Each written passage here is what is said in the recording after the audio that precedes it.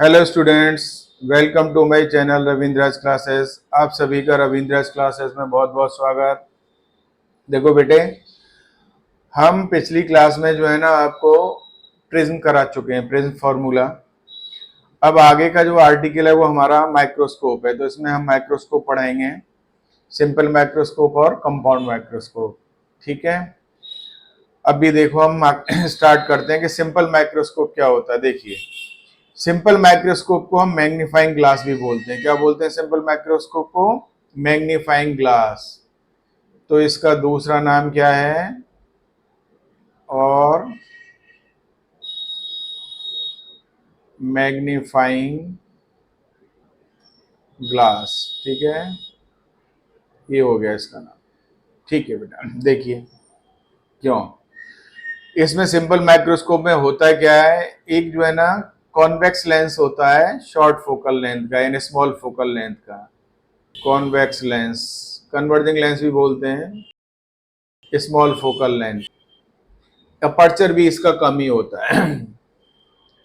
देखिए इसमें क्या होता है कि जो हमारा आई होता है ना, which is very close to the lens, और object is also lie between the focus and optical centre of the lens. जब आपका ऑब्जेक्ट फोकस और ऑप्टिकल सेंटर के बीच में, यानी कहने का मतलब ऑप्टिकल सेंटर के काफी नजदीक होगा, तो उसकी इमेज कैसी होगी? वर्चुअल, इरेक्ट और मैग्नीफाइड इमेज बनती है। ठीक है, ये बहुत ही नजदीक है तो इसकी इमेज कहां पर बनती है? Least distance of distinct vision पर बनती है। इसीलिए इसको क्या बोलते हैं? मैग्नीफाइंग ग्लास भी बोलते हैं। ठीक है, अब देखिए जरा हम इसको कोर्स ऑफ रे डिस्कस करेंगे कि फिगर बनती, मतलब इसकी इमेज बनती कैसे है। तो ये हमारा कन्वर्जिंग लेंस है स्मॉल फोकल लेंथ का। यहां पर जो है ना ये क्या रखा है आपका, एक ऑब्जेक्ट है, तो एक रे पैरेलल जाएगी। पैरेलल रे जो जाएगी वो after reflection it will pass through the focus. तो ये जो है ना इसका क्या है? फोकस पॉइंट है। ठीक है ना, एफ। क्लियर है? ठीक है बेटे। अब दूसरी रे ऑप्टिकल सेंटर से जाएगी। अब क्योंकि थिन लेंस एज्यूम करके चल रहे हैं तो ये अनडेविएटेड जाएगी, इन दोनों को पीछे बढ़ाएंगे तो यहां पर मिलेंगे, और यहां से परपेंडिकुलर डाल दिया तो ये आपकी इमेज बन जाएगी। तो मान लीजिए ऑब्जेक्ट आपका ये ए बी था, तो इमेज इसकी ए डैश बी डैश बन गई। ठीक है बेटा, ये इमेज बन गई डैश बी डैश। अब देखिए इसकी जो है ना हम मैग्नीफाइंग पावर को कैसे डिफाइन करते हैं, असली चीज वो है आपका। तो मैग्नीफाइंग पावर क्या होती है? सिंपल माइक्रोस्कोप की मैग्नीफाइंग पावर होगी, it is the ratio of angles subtended by the image to the object at our eye when both are placed at least distance of distinct vision. Magnifying power को कैसे define करते हैं? Magnifying power, देखिए magnifying power ये है आपका, इसको M से रिप्रेजेंट करते हैं, एंगुलर मैग्निफिकेशन ही होता है। It is the ratio of angles subtended by the image to the object at our eye when both are placed at least distance of distinct vision. जब दोनों के दोनों कहां पर हो? Least distance of distinct vision पर हो। Image तो बन रही है हमारी, लेकिन और हमारा ऑब्जेक्ट यहां पर है, तो हम क्या करते हैं, यहां से इसको देखिए, ये एक तरीका है, इसको ऐसे हमने बढ़ा दिया, तो ये यहां पर जो साइज आ जाएगा वो किसका हो जाएगा? ऑब्जेक्ट का साइज हो जाएगा ना। देखिए ये इमेज जो यहां पर एंगल बना रही है, इस एंगल को मान लेते हैं हम बीटा। अब ये ऑब्जेक्ट जो है ना यहां से जब least distance of distinct vision पर होगा तो ये क्या एंगल बनाएगा? देखो बेटे, ये आपका ये एंगल यहां पर बनाएगा, तो इस एंगल का नाम, ये एंगल है आपका, इसको हमने बोल दिया अल्फा। क्या बोल दिया आपको? अल्फा। तो अब हमारे दोनों एंगल पता लग गए इमेज और ऑब्जेक्ट के द्वारा, ये अल्फा है। तो मैग्नीफाइंग पावर एम क्या हो जाएगी? एम की हो जाएगी value beta upon alpha. Beta किसके द्वारा एंगल बनाया हुआ है? Beta is the angle subtended by the image, जबकि कहां पर है ये? Least distance of distinct vision पर। Alpha is the angle made by the object. अब ऑब्जेक्ट को हमने कहां पर ले लिया? Least distance of distinct vision पर, क्यों? दोनों यहीं पर होने चाहिए, तो ये यहां से हमने इतना कट कर दिया, तो आई पर कितना एंगल बना रहा है? अल्फा। ये भी तो एंगल अल्फा ही आएगा कि नहीं आएगा हमारा? क्लियर है? जब अल्फा और बीटा छोटे होते हैं ना बेटे, तो इनको क्या लिख सकते हैं? Nearly equal to ten beta upon ten alpha लिख लेंगे। क्या लिख लेंगे इसको? Ten beta upon ten alpha. अब टेन बीटा, देखिए ये यहाँ पर आपका ऑप्टिकल सेंटर है, इसको नामकरण कर दिया। तो इस वाले ट्राइंगल से टेन बीटा, एक्चुअली हम ट्राइंगल कौन सा यूज करेंगे, एक ओ ए बी और दूसरा कौन सा लेंगे, ओ ए डैश, इसका नामकरण भी कर दीजिए बी डबल डैश, ठीक है ना, क्योंकि यहां से ये दोनों चीजें आएंगी टेन में, तो ये इनका साइज बराबर होने की वजह से क्या हो जाएंगी, कैंसिल हो जाएंगी, ठीक है।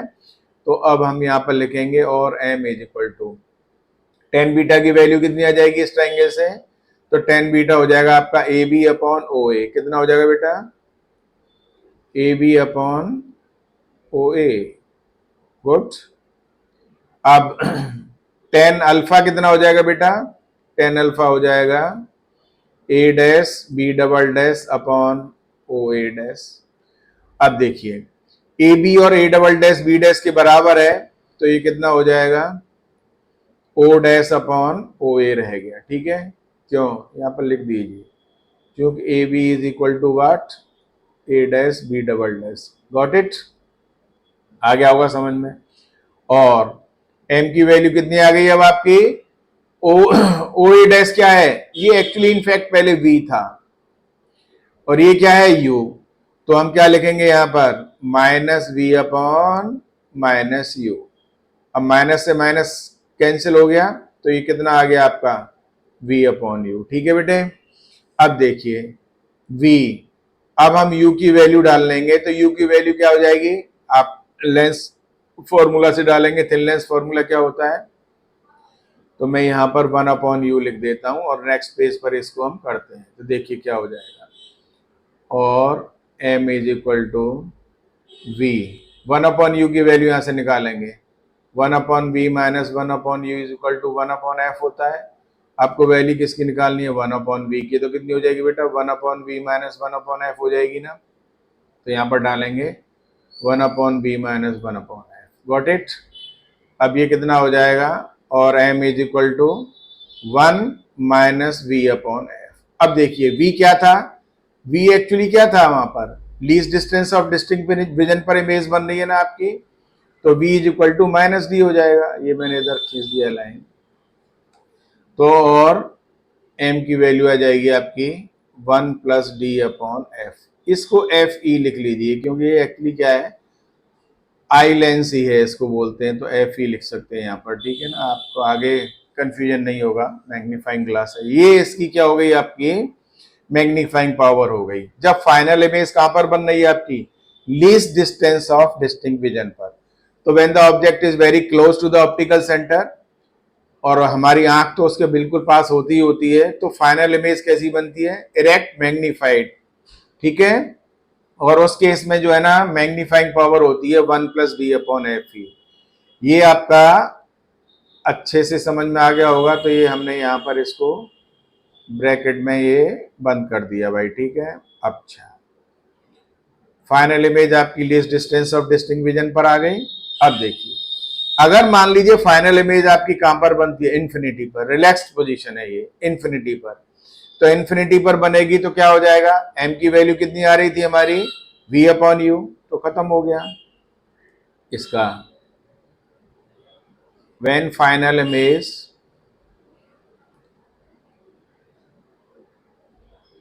इज एट इन्फिनिटी, ये मैंने लिख दिया है इसको, इज एट इन्फिनिटी, तो m की वैल्यू कितनी हो गई, v अपॉन यू आ रही थी ना। देखिए बेटा, इन्फिनिटी पे इमेज बन रही है, तो कहाँ आपका होगा, ऑब्जेक्ट कहां पर रखा होगा, फोकस पर होना चाहिए कि नहीं होना चाहिए, तो ये खाली डी अपॉन एफ ही आ जाएगा। क्लियर है, ये फॉर्मूला हम यूज कर लेंगे। तो जब अब इमेज हमारी कहां पर बनेगी, इन्फिनिटी पर बनेगी, तो ये वाली हमारा मैग्नीफाइंग पावर का फॉर्मूला यूज होगा। क्लियर है, ये हमने दिखा दिया है, क्योंकि ये रेस पैरेलल हो जाएंगी, तो इमेज तभी तो इन्फिनिटी पर जाएगी कि नहीं जाएगी आपकी। ये सिंपल माइक्रोस्कोप से रिलेटेड चीजें थी जो हमने आपको बता दिया। तो सिंपल माइक्रोस्कोप को क्या बोलते हैं हम, मैग्नीफाइंग ग्लास भी बोलते हैं। इसका यूज कहां पर होता है, देखिए जो आपके क्या होते हैं, सोनार होते हैं, वॉच मेकर्स होते हैं जो घड़ी बनाते हैं, समझ में आ रहा है कि नहीं आ रहा है, या लेबोरेटरी में जो है ना स्टूडेंट्स होते हैं, जब 1 ईयर स्केल वगैरह से रीडिंग लेनी होती है, तब हम मैग्नीफाइंग ग्लास का यूज करते हैं, जिसको क्या बोलते हैं हम, सिंपल माइक्रोस्कोप बोलते हैं। ठीक है बेटे, पुराने टाइम में जो है ना लोग जो डॉक्टर वगैरह होते थे ना, जो वैद्य वगैरह होते थे, वो भी इसको यूज करते थे चिकन पॉक्स वगैरह को देखने के लिए, क्योंकि बहुत महीन महीन से दाने हैं, तो इससे थोड़े बड़े दाने नजर आते थे, तो ये वहां पर भी यूज होता था पुराने टाइम में। अभी ये पॉपुलर है सिंपल माइक्रोस्कोप, उस समय लोग इसको बस बोल देते थे कि देखो शीशे से हम देख रहे हैं, तो ये वैद्य वगैरह इसको पहले यूज करते थे। अब ये क्या बनाता है, ये एक जो है ना छोटे ऑब्जेक्ट की एक बड़ी इमेज बना रहा है। समझ में आ रहा है कि नहीं आ रहा है? तो सिंपल माइक्रोस्कोप कहां पर यूज होता है, जब हम किसी छोटे ऑब्जेक्ट की बड़ी इमेज देखना चाहते हैं। अगर ऑब्जेक्ट आपका बहुत ही छोटा है तो फिर हम क्या यूज करेंगे, कंपाउंड माइक्रोस्कोप यूज करेंगे। तो क्या यूज करेंगे बेटा, हम कंपाउंड माइक्रोस्कोप यूज करेंगे। तो ये कंपाउंड माइक्रोस्कोप है आपका, ठीक है, यहां पर ये आपका कंपाउंड माइक्रोस्कोप है। अब इसमें क्या होता है, देखिए इसमें दो लेंस होते हैं आपके, एक दोनों ही कॉन्वेक्स लेंस होते हैं, कन्वर्जिंग लेंस होते हैं। एक ऑब्जेक्टिव लेंस होता है और दूसरा आई लेंस होता है। आपको ये यहाँ पर नजर आ रहे हैं, क्लियर होंगे। तो ऑब्जेक्टिव लेंस जो होता है वो ऑब्जेक्टिव लेंस, ये वाला ऑब्जेक्टिव लेंस, ये क्या होता है आपका शॉर्ट फोकल लेंथ और शॉर्ट अपर्चर का होता है। और इसके कंपैरेटिवली आई लेंस जो होता है वो थोड़ा लार्ज अपर्चर और मॉडरेट फोकल लेंथ का होता है, बहुत ज्यादा नहीं, पर ऑब्जेक्टिव लेंस से उसकी फोकल लेंथ ज्यादा होती है। तो मॉडरेट फोकल लेंथ और अपर्चर क्या होता है इसका, ऑब्जेक्टिव लेंस से ज्यादा बड़ा होता है, यानी लार्ज अपर्चर होता है, देख रहे हैं ना ये। तो कंपाउंड माइक्रोस्कोप में क्या होते हैं, it consist of two converging lens, क्या होते हैं इसमें, दो कन्वर्जिंग लेंस होते हैं, टू कन्वर्जिंग लेंसेस, ठीक है ना। पहले को क्या बोलते हैं, ऑब्जेक्टिव लेंस।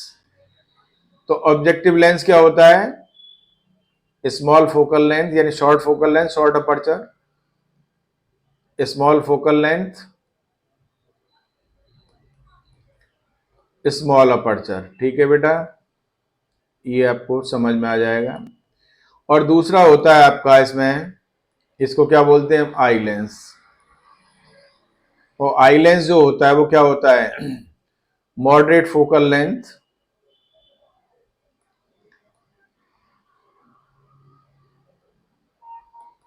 और लार्ज अपर्चर, ठीक है ना, इसका अपर्चर ज्यादा होता है ठीक है, क्लियर है।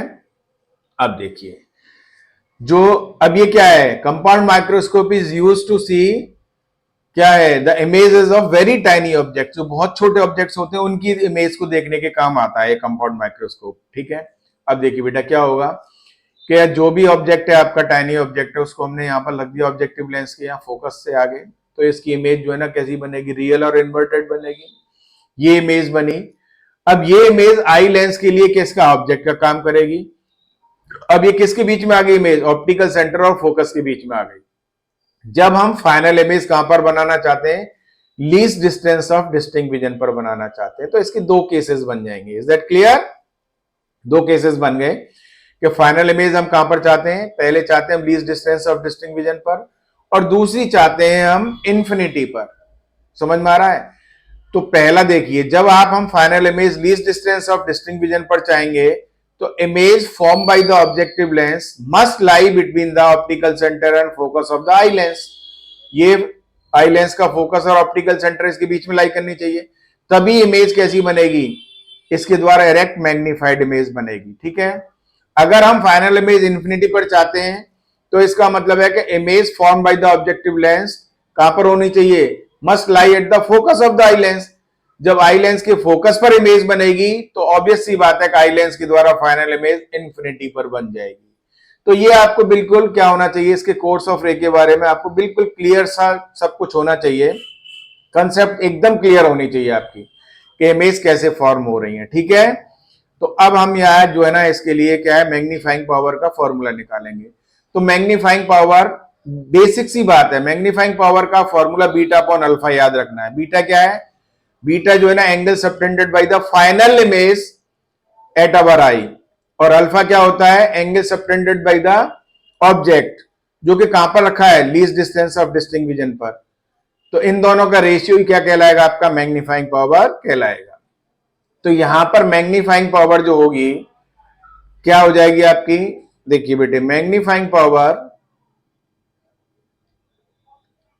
मैग्नीफाइंग पावर, इसको एम ही लिखेंगे, या बीटा अपॉन अल्फा, ये इतना ही ध्यान में रखिए। बीटा क्या है? Angle subtended by the final image, and ये क्या है? Angle subtended by the object when both are placed at least distance of distinct vision. अब इसको फिर कर लीजिए आप, same tan beta upon tan alpha करेंगे।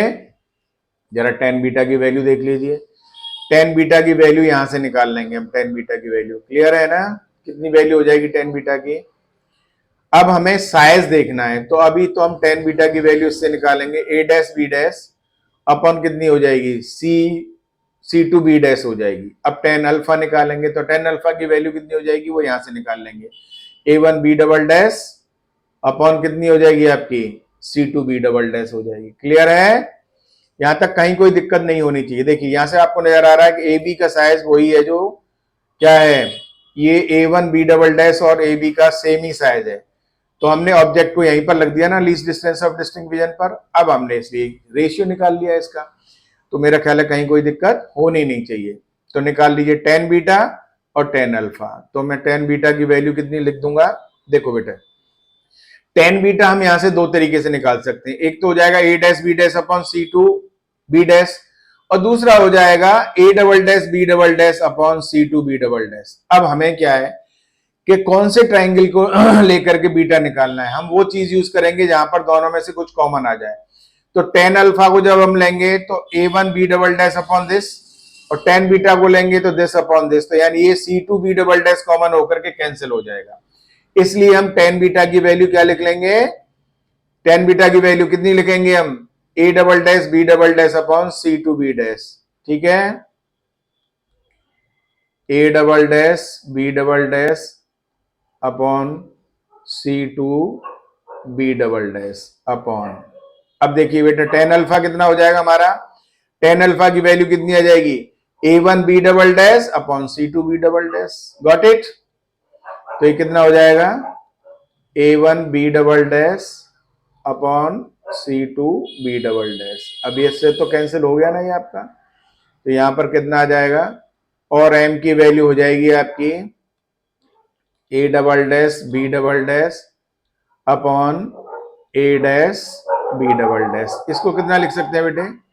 a double dash b double dash, और इसका साइज किसके बराबर है? a b के। अब देखिए जरा पीछे मुड़िए, इसकी इमेज ये बन रही थी, तो हम क्या करेंगे कि इससे ऊपर नीचे जो है ना क्या करेंगे, मल्टीप्लाई और डिवाइड कर देंगे a dash b double dash से। बस हो गया सिंपल आपका। तो ये हो जाएगा a double dash b double dash upon a dash b dash, और यहां पर हो जाएगा a dash b dash upon a b। अब ये क्या है? Image form by the objective lens, और ये क्या है? आपका वही था, साइज ऑफ जो है ना क्या था आपका? ऑब्जेक्ट था, ये इमेज थी। तो ये क्या कहलाएगा यहाँ पर? ये जो है ना मैग्नीफाइंग पावर हो गई, किसकी? आपकी हो गई ऑब्जेक्टिव लेंस की, और ये किसकी हो जाएगी? आपकी आई लेंस की। बस आपको यही समझना है। तो जब ये मैग्नीफाइंग पावर हो जाएंगी, तो देखिए जरा इसको थोड़ा कलरफुल कर देते हैं। तो ये किसकी मैग्नीफाइंग पावर है? ME। और ये किसकी मैग्नीफाइंग पावर है? ऑब्जेक्टिव लेंस की। ठीक है भाई, M नॉट। तो यहां पर क्या आ जाएगा? और M is equal to M not ME। Clear है? मेरा ख्याल अब तो बिल्कुल तकलीफ नहीं होनी चाहिए। M नॉट क्या है? Magnifying power of objective lens. ME क्या है? Magnifying power of eye lens. अब हम दोनों को ही जानते हैं। देखिए वैसे M की वैल्यू क्या आती है? V अपॉन U आती है ना, तो M नॉट की वैल्यू कितनी हो जाएगी? M नॉट की वैल्यू हो जाएगी V not upon minus U not, और इसकी वैल्यू कितनी हो जाएगी? ये अभी अपने पीछे कराया ही था, 1 प्लस डी अपॉन FE, क्योंकि तो आई लेंस है ना हमारा, जो हमारा क्या हो रहा था, सिंपल माइक्रोस्कोप में आ रहा था, तो वही सेम इसकी आ जाएगी यहाँ पर। आप यहाँ पर देखेंगे कि इस फिगर में ये जो है ना क्या है, इसको कैपिटल D लिख लेंगे। ये क्या है? What is this? Capital D, least distance of distinct vision है। क्लियर है? बस हो गया। तो ये आपकी मैग्नीफाइंग पावर का फॉर्मूला हो गया। अब करते क्या है हम, यहां जब मैग्नीफाइंग पावर निकालेंगे तो इसको माइनस साइन नहीं लेते हैं, तो फिर कितनी हो जाएगी ये? V not upon U not, इस पर मॉड डाल देंगे। क्लियर है ना? और यहां पर क्या आ जाएगा ब्रैकेट में बेटा 1 प्लस डी अपॉन एफ ई.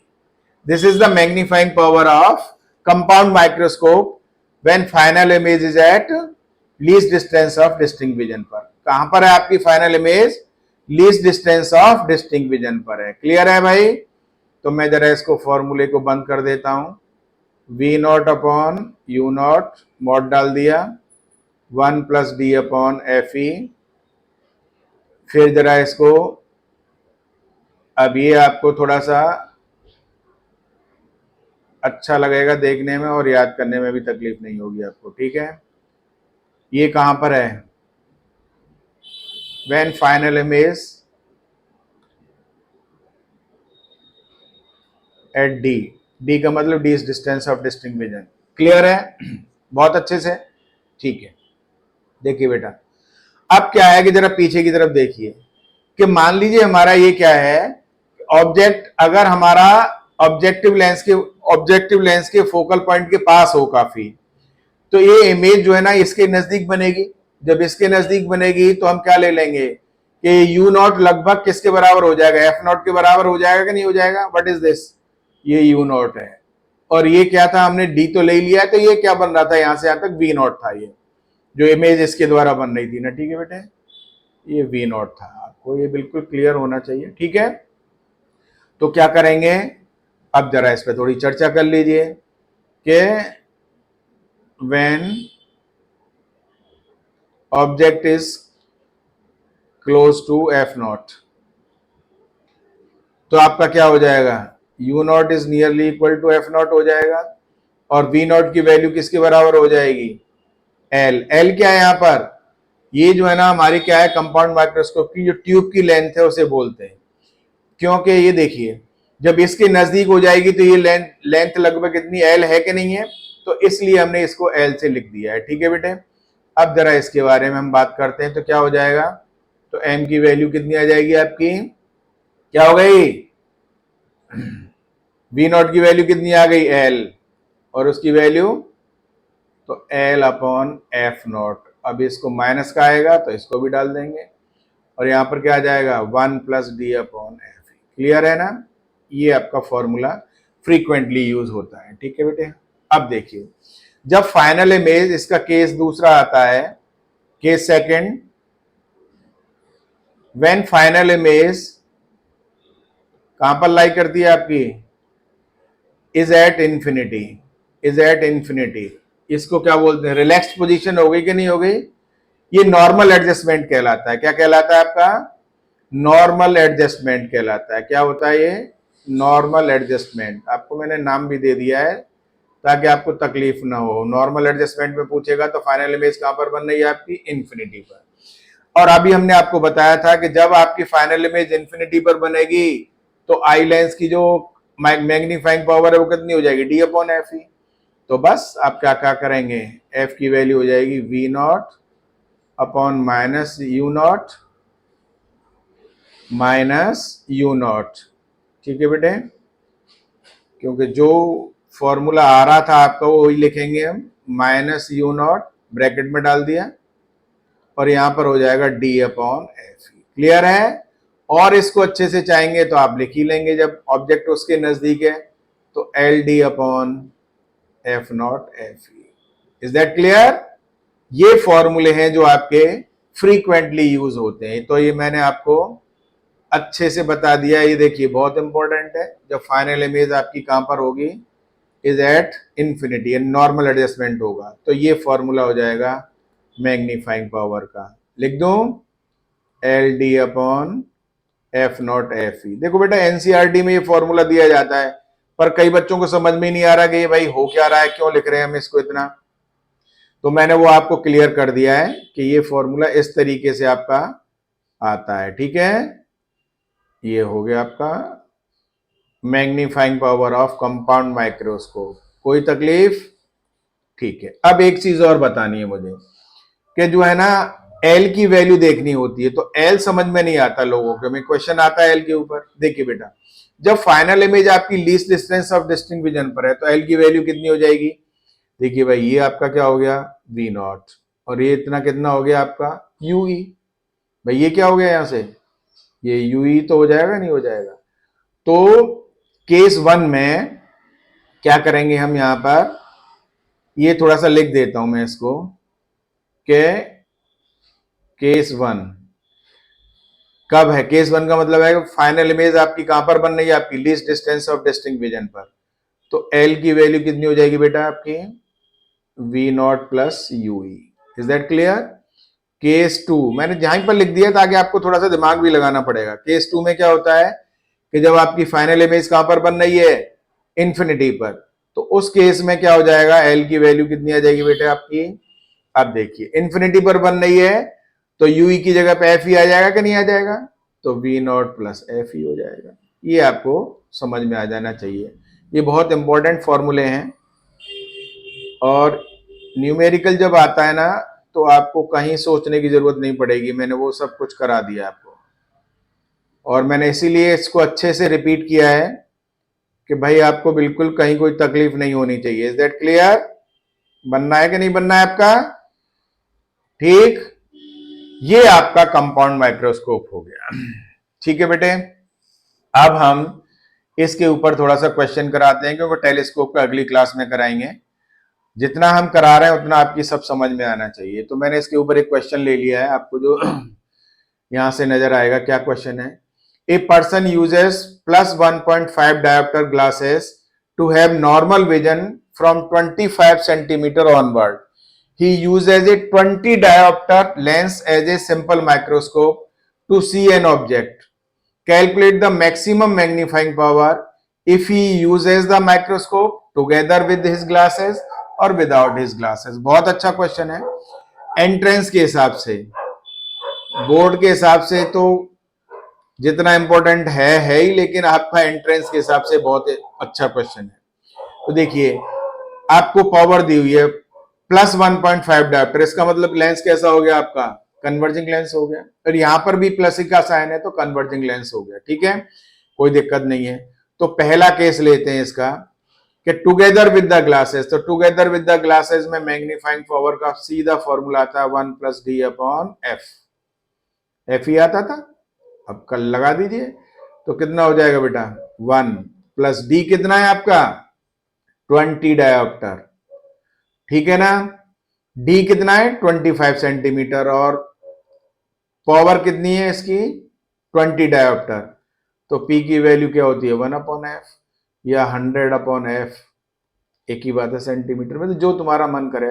20 डायोप्टर है तो फोकल लेंथ को कितना ले लेंगे? चूंकि ये सेंटीमीटर में लिया है तो इसी वाले केस को यूज कर लेंगे। तो एफ की वैल्यू हो जाएगी 100/ कितनी हो जाएगी भाई? पी 20। 5 हो गई कि नहीं हो गई? ये 5 हो गई, ये हो गया 5 आपका। तो ये से कैंसिल हो गया। 5 टाइम्स क्या हो रहा है भाई? कितना आ गया बेटा? ये 5 टाइम्स। तो कितनी हो गई ये? 1+5, यानी इसकी मैग्नीफाइंग पावर 6 हो गई पहले वाले केस में। मेरा ख्याल है आपको अच्छे से समझ में आ गया होगा।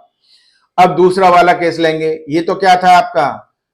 Together with glasses. अब विदाउट ग्लासेस में लेंगे तो क्या करेंगे आप? ये भी अच्छा क्वेश्चन है आपका। विदाउट ग्लासेस, देखिए आपको समझनी है चीजों को। विदाउट ग्लासेस में क्या करेंगे आप? उसकी फोकल लेंथ निकालेंगे। क्यों? पहले फोकल लेंथ निकालेंगे कि नहीं? तो फोकल लेंथ क्या होती है? फोकल लेंथ होती है, एफ की वैल्यू कितनी आती है भाई? एफ कितना आ जाएगा? 100/p, कितने सेंटीमीटर आ जाएगी? तो 100/1.5 कितना हो गया भाई? ये कितना हो गया? ये हो गया आपका 1000/15 सेंटीमीटर। अब जरा कट कर दीजिए, 5 से ये चला गया तो कितना हो गया? ये 5 से 200/3। Is that clear? इतने सेंटीमीटर हो गया। ये आपकी क्या आ गई? फोकल लेंथ आ गई। ठीक है, किसकी? ये ग्लासेस की जो आपके लगाए हुए हैं। ठीक है, अब आपका क्या हो जाएगा? निकाल लीजिए जरा इससे। ये आपकी एफ डैश मानेंगे इसको, क्योंकि हमने एफ तो इसको ले लिया था ना आपका, जो 20 डायोप्टर थी। तो एफ डैश मान लीजिए, एफ डैश इतना आ गया। तो अब फॉर्मूला लगाइए, 1/v - 1/u = 1/f डैश। तो अब देखेंगे इमेज कहां पर बन रही है आपकी। तो 1/v is equal to 1/f dash. F dash कितना है आपका माइनस, देखिए इधर ये आपका 200/3 आ रहा था ना, तो ये 200 और ऊपर पहुंच जाएगा 3 आपका, ये हो गया ना। ठीक है बेटे, माइनस माइनस प्लस 1/u। अब u की पोजीशन क्या लिखेंगे आप, u पर कितना डालेंगे 25 सेंटीमीटर, क्योंकि u तो कहां पर था आपका लीस्ट डिस्टेंस है ही ना vision, least distance of distinct vision पर, तो ये 1/25। अब आप कैलकुलेट कर लीजिए, तो आपका 200 क्या आ गया एलसीएम, कितना बचा ये आपका, देखिए क्या बचा, 200 से डिवाइड किया तो ऊपर 3 और ये आपका 8, कितना हो गया बेटे ये, ओहो ये -25 हो जाएगा ना यहाँ पर आपका साइन, तो ये बीच में माइनस आ जाएगा, तो कितना बचा -5/200। इसको थोड़ा सा इधर लिखना पड़ेगा, नहीं तो ये उधर हो जाएगा कट, तो कितना हो जाएगा बेटा, यहां पर कर लीजिए आप इसको, 1/v is equal to 1/v is equal to how much, 1/v हो जाएगा आपका -5/200। ठीक है बेटे, तो 1/v की वैल्यू हो जाएगी आपकी -5/200, तो this implies v is equal to कितना हो जाएगा आपका -40 सेंटीमीटर। अभी आ गया ना। अब क्या है, आपको फॉर्मूला लगा दीजिए, तो यहां पर हम इसको क्वेश्चन को यहीं खत्म करना चाहेंगे, तो m की वैल्यू कितनी होती है आपकी, लगा दीजिए 1 प्लस कितनी आती है बेटा फॉर्मूले में, d अपॉन कितना हो जाएगा आपका, कितना डालेंगे अब बताओ, f डाल दीजिए और क्या है, अब निकाल लीजिए कितनी वैल्यू आ जाएगी, 1 प्लस डी अपॉन एफ करते हैं कि नहीं करते हैं। अब डी की जगह पे कितना आ जाएगा आपका 40 आ जाएगा, बस यहाँ कितना था 25, यही आपका बस क्वेश्चन सॉल्व हो गया। तो 1 प्लस 40 अपॉन एफ की वैल्यू कितनी थी, पहले एफ की वैल्यू कितनी ली हुई है हमने 5 है, तो यहाँ पर 5 डाल दीजिए, ठीक है ना।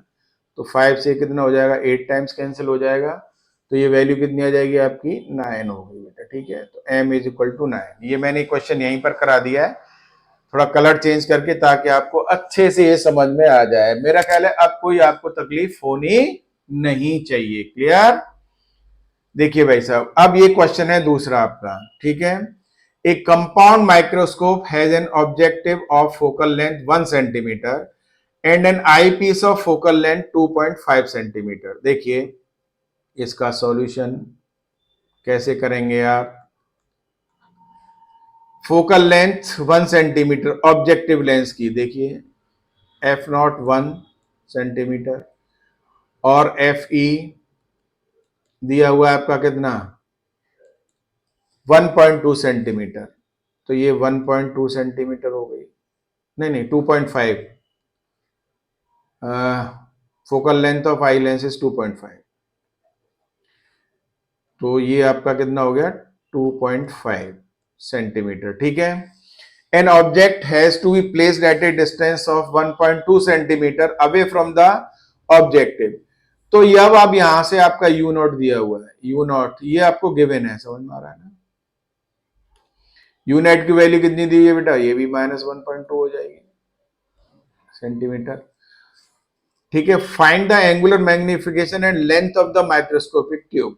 अब देखिए एंगुलर मैग्निफिकेशन का क्या फॉर्मूला बताया था हमने कंपाउंड माइक्रोस्कोप के लिए, तो आप सीधा फॉर्मूला लगाइए।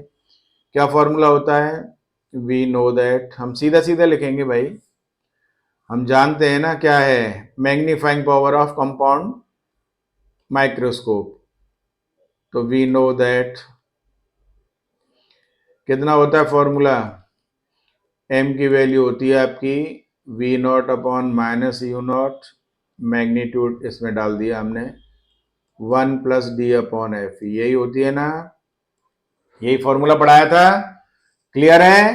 अब आपको क्या चाहिए, देखो यू नॉट पता है, एफ नॉट पता है, एफ ई पता है, अब हमें चाहिए क्या, यहां पर क्या चाहिए आपको, वी नॉट की वैल्यू चाहिए। भाई यू नॉट पता है ना आपको, तो आप निकाल लीजिए वी नॉट। कैसे निकालेंगे वी नॉट, तो देखिए 1 upon v not minus 1 upon u not is equal to 1 upon f not, इतना तो समझ में आता ही है आपका। अब 1 अपॉन वी नॉट और is equal to 1 upon f not plus 1 upon u not. क्या करेंगे भाई, 1 अपॉन एफ नॉट की वैल्यू कितनी है 1 सेंटीमीटर में लिख दिया, plus 1 upon u not is how much, minus में दिया हुआ है तो कितना हो जाएगा आपका -1.2। कैलकुलेट करो भाई, करो, कितना हो जाएगा आपका ये हो जाएगा 1 माइनस 1 अपॉन 1.2 और 1 अपॉन वी नॉट की वैल्यू इतनी आ गई ना। अब इसको कैलकुलेट कर लो, और 1 upon v not is equal to how much 1.2 minus 1 upon 1.2, तो ये 0.2 अपॉन 1.2, ये 2/12 तो 1 अपॉन 6, तो therefore V not is 6 centimetre आ गया। कितना बढ़िया हो गया आपका, वी नॉट की वैल्यू आ गई, यू नॉट की वैल्यू पता है आपको, डी पता है, और क्या पता है आपको, क्या चाहिए फॉर्मूले में एफ ई, तो एफ ई आपको पता ही है, तो डाल दीजिए, क्या हो जाएगी आपकी, तो 9 एम की वैल्यू कितनी हो जाएगी वी नॉट अपॉन, मैंने वही मोड डाल दिया यहाँ पर 1 plus D upon f e, value डाल दीजिए, v not is how much 6, यहाँ पर कितना आ जाएगा 1.2, ब्रैकेट में 1 plus D is 25, F E कितना है भाई, एफ ई इज 2.5, 2.5, ये से 10 टाइम कट गया, और ये 60/12 हो गया, तो ये से 5 टाइम्स कट गया, ठीक है ना। तो m की वैल्यू, और m इज इक्वल टू, और m इज इक्वल टू कितना हो जाएगा बेटा 5, 1 प्लस 10, तो कितना हो गया 55 हो गया, m की वैल्यू कितनी आ गई 55 आ गई m की वैल्यू। Is that clear. अब तो ये आपका हो गया। अब क्या था आपका, क्या पूछ रहा था क्वेश्चन में कि length of the microscope tube, length of the microscope tube कहां पर इमेज बन रही है आपकी, तो लेंथ ऑफ माइक्रोस्कोप ट्यूब, देखो मैंने दोनों फॉर्मूले बताए थे, डायरेक्ट फॉर्मूला लिखना है, तो v not plus u e हो गया ना। अब यहां माइनस मत कर देना, ये सेपरेशन है, वी नॉट कितना था आपका 6 और यू नॉट कितना है 1.2, तो मैं 1 मिनट चेक कर रहा हूँ, लेट मी चेक क्या है आपका, वी नॉट तो 6 है ही है, और गलती कहाँ करेंगे हम, ओहो ओहो, away from the objective for normal adjustment, normal adjustment में पूछा है, नॉर्मल एडजस्टमेंट में क्या हो जाएगा बेटा 1 आएगा ही नहीं, फॉर्मूले में क्या नहीं आएगा 1 नहीं आएगा, तो नॉर्मल एडजस्टमेंट में कितना हो जाएगा। चलिए क्वेश्चन हो गया आपका, मैं नॉर्मल एडजस्टमेंट के लिए बता देता हूं क्या करना है। तो ये क्वेश्चन इसकी हो जाएगी आपकी लेंथ ऑफ ट्यूब 7.2 सेंटीमीटर। अब ये इसको थोड़ा हाईलाइट करके यहां पर लिख देते हैं, फॉर नॉर्मल एडजस्टमेंट। अब नॉर्मल एडजस्टमेंट में क्या होगा, सब कुछ बता चुके हैं हम। मैग्नीफाइंग पावर कितनी होती है बेटा वी नॉट, क्लियर है आपके। ये आपको इतने बढ़िया क्वेश्चंस दिए मैंने आपको, प्रॉपर तरीके से करने चाहिए आपको। वी नॉट अपॉन, ये था मॉड ऑफ दिस, और यहां पर क्या था D upon f E. Is that clear, कर लीजिए। ये मैंने बताया था, अगर ये नहीं दिया जाए तो आपका एल अपॉन जो है ना एफ ई, उससे भी लिख सकते हैं आप। तो ये फॉर्मूला यूज करिए, आपको वी नॉट पता है, यू नॉट पता है, डी पता है और एफ ई पता है, तो आपका एम आ जाएगा, कर लोगे ना। और एल कितना हो जाएगा उस केस में, वो हो जाएगा आपका वी नॉट प्लस एफ ई।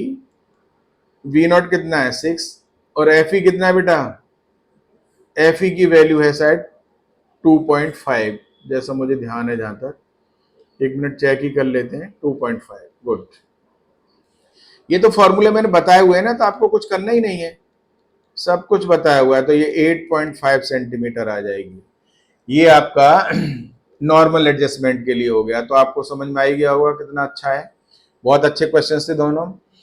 आज की जो है ना बेटा क्लास हम यहीं पर एंड करते हैं, और अगली क्लास में हम आपको टेलीस्कोप कराएंगे।